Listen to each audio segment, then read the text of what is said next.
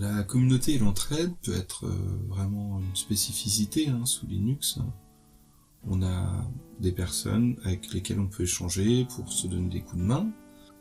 Ici par exemple nous voyons un forum, le forum d'Ubuntu.fr, qui permet de poser des questions sur différents aspects.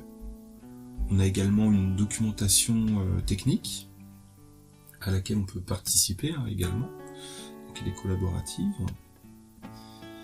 Et enfin, lorsque l'on souhaite remonter, non pas pour le système, mais pour un logiciel, si on souhaite remonter un bug, une envie ou des choses comme ça, nous allons dans Aide, et généralement on va obtenir quelque chose, par exemple, obtenir de l'aide en ligne.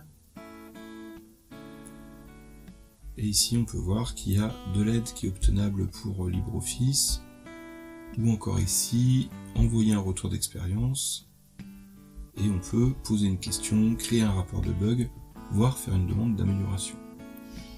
Donc rapport de bug ou l'amélioration ne seront pas systématiquement pris en compte, ça dépend de la priorité que les gens qui corrigent en fait se donnent.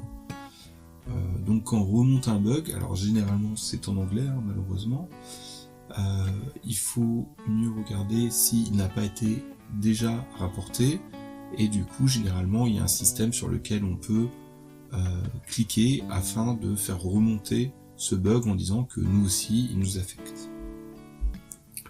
Donc pareil, un autre logiciel, si on regarde dans VLC, si on clique sur à propos, voilà, aidez-nous et rejoignez-nous, on va avoir